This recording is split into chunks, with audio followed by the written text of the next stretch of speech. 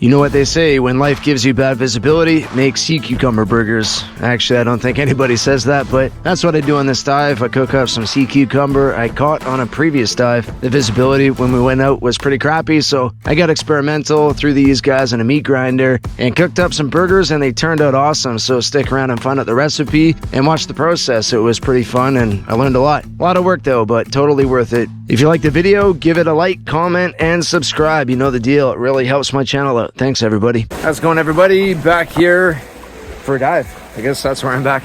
Gonna get in the ocean. My last set of days off, I did not because I had some stuff to do around the house. But I met up with Garrett today, and we're gonna explore a spot that we have both dove before. I've dove all around this area, but we have not explored around the corner. See some sea lions going by us right now. Just popping up out of the water. That's not our intent to dive with them though. We'll most likely encounter someone in the water. We're gonna snorkel around, probably not go too deep today. Not sure what the visibility will be like. There's been a lot of herring spawn activity recently, so they've been known to deteriorate the visibility because the herring milk puts nutrients in the water, and then with the sun coming out being March, it's just gonna trigger those algae blooms. It's like fertilizer. So we're hoping that this is good, but if it's not, still be a fun adventure. Gonna dive today and probably dive again on Saturday, maybe Thursday. We'll see. Oh, and I guess I should tell you the date. Today's what, Tuesday? Tuesday. And here's my man, Garrett, Uncharted Odyssey. What's up, buddy? Let's do it, man. Yeah. After me forgetting my dive gear. No, my camera bag.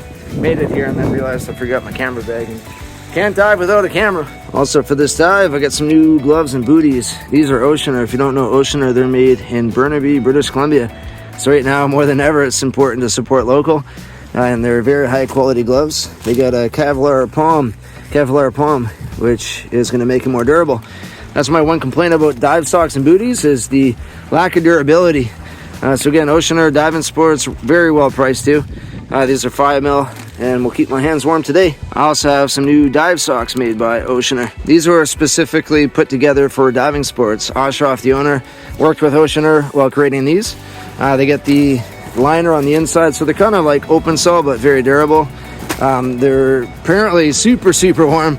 The water's warming up, so probably won't need these for much longer, but I'm excited to try them out, and I think these are around $70 or so. Don't quote me on that, but reasonably priced for dive booties.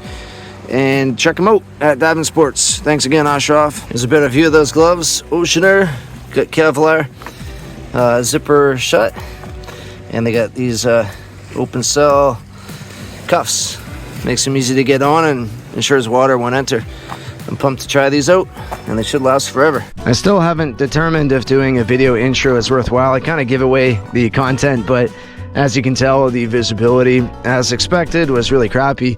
The one cool thing about the dive though, if you look down at the bottom, you can see all the herring eggs. Obviously it does not snow underwater, but herring eggs on the seaweed is the closest thing to it. It looked like we got a light dusting of snow the night prior, but yeah, just little herring eggs getting ready to feed Mother Nature, the creatures of the Pacific Northwest. I might as well get right into business. The gloves were awesome, kept my hands super warm. These 7mm booties though, I need to up my foot pockets because my feet were losing circulation. We cut this dive short, because the visibility was crappy, but my feet also hurt quite a bit. Full disclosure, this dive is a lackluster, but I put a lot of effort into these trips, and I figured, hey, I might as well edit up something, right? It was still a fun time with Garrett though, still had a blast. The highlight here, which isn't much of a highlight, was what I thought was an eyeball at first, maybe a sea lion eyeball, but it was actually an octopus beak. We talked to some dude on shore, and he said he saw a sea lion thrashing around an octopus a day or two prior, so we speculate that's where it came from. One thing I figured would be fun is laying out all the different words for bad visibility. We got pea soup, chocolate milk. I was thinking matcha viz, kind of what we deal with in the Pacific Northwest. I've heard miso soup in the past as well. If you got any other unique names for bad visibility, lay them out in the comments. That didn't end well. The visibility was really bad. It's one of the few dives that I've bailed on. That spot has a lot of potential. When I dove there a couple months back, it was like 50-foot visibility. I was with Alex, and we were exploring a bit, not around the corner, but it looked like it had a lot of promise. With that said, it's not worth inspecting on a day where you can't see the bottom. Might as well do a bit of exploring next winter when the visibility is nice and clear again. But no sweat, no sweat. Still fun to get in the water with Garrett. I got another mission going on right now. I'm at my house, and I'm going to be cooking up this sea cucumber. Gonna boil it for about, I don't know, an hour, simmer it, get it nice and tender. Gonna use the tenderizer, beat it up. Gonna go outside and have a fire with a cast iron skillet. I was thinking about throwing it in the meat grinder and seeing if I can make some burgers, sea cucumber burgers. I'm really destined to make this stuff taste awesome, because just taking the tendon off seems a bit wasteful when you're throwing out the majority of what is considered meat and a delicacy by many across the planet. So these sea cucumber I harvested up a month or so ago when Vlad, big water guy, was visiting from Oregon. The problem is when we harvest the tendon, we often just throw out the rest of the carcass, which is a huge waste, and we want to be sustainable, obviously. We often just cook up the tendon that fries up like calamari. But I had an idea of doing these burgers a long time ago and finally put in the effort. I froze the meat, unthawed it, boiled it. This was the worst part of the process, actually simmering this stuff, because it puts a lot of nasty water into the pot. But again, still worth it. Apparently dogs can eat sea cucumber. You want to try it, buddy? Give it a try. Is it good? What do you think, bud? It's good for your joints. What do you think? Want some more? So this is the sea cucumber. I had it boiled for about 45 minutes. It's actually very soft. I might have overdone it, but I'm gonna still use the tenderizer to see if I can soften it up before I grind it and throw it on a skillet. You want to try some of this, bud? No. No? You don't want to try a sea cucumber? It looks pretty good, doesn't it? All that gelatin. It have spikes. It used to have spikes. Slimy for its defense mechanism. Can you say defense mechanism? Defense mechanism. Good job, buddy. I just softening this up with the tenderizer. Bang them out for 30 seconds or so. I don't know if that'll make much of a difference, but I feel like here this is pretty much the ready to go product in the meat grinder. There we go.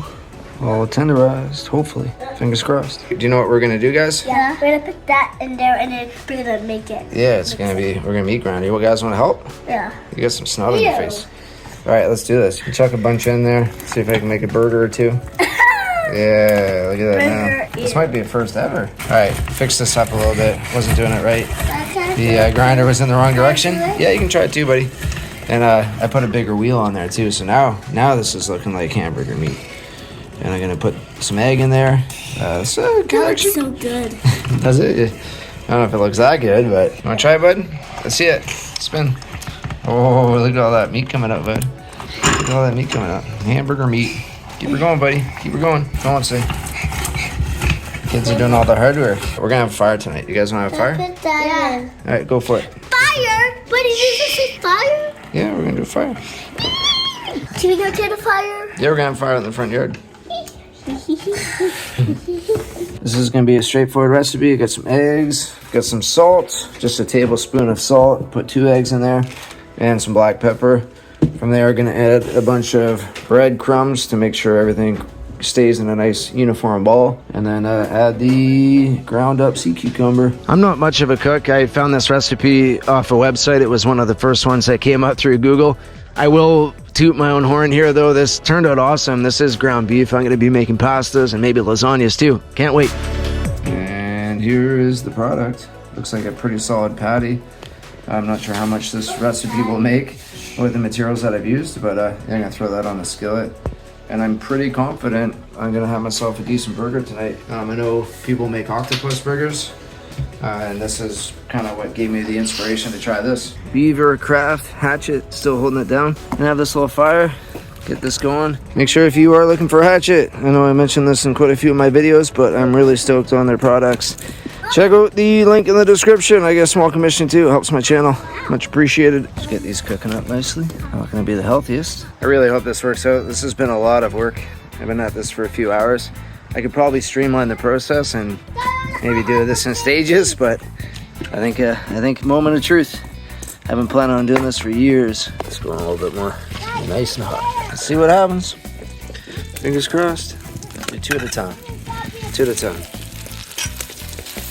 This is actually like the coolest thing ever. Look at that. That looks like a legitimate burger. Very hot. Watch out, it's spitting out some hot oil. Is that, you gonna try one, bud? No. No? Look at that. It's like an actual burger. I'm like so unbelievably surprised, but also stoked at the same time. I tried a little bit of the meat. The texture is a bit chewy, but it's not bad at all. Nice. That looks like an actual burger, doesn't it? Yeah, it does. Reef, no. Kinda cool. I don't eat meat, so maybe my opinion's a bit biased, but that tastes like a burger. I would say... I'm serious, like I've never tried a bit of the sea cucumber off the plate. Did he actually? And he's like, yeah, it tastes like ground beef. Sea cucumber burger. I think I might have discovered a new recipe. I looked online if there's any recipes for it, and I couldn't find anything. I'm pumped. I'm stoked. I'm very, very pleased with this. A lot of work, but worth it. Big old piles of burgers. Hell yeah. Hope you enjoyed the video. If you do make this recipe, let me know what you think in the comments. Appreciate it. Peace and love.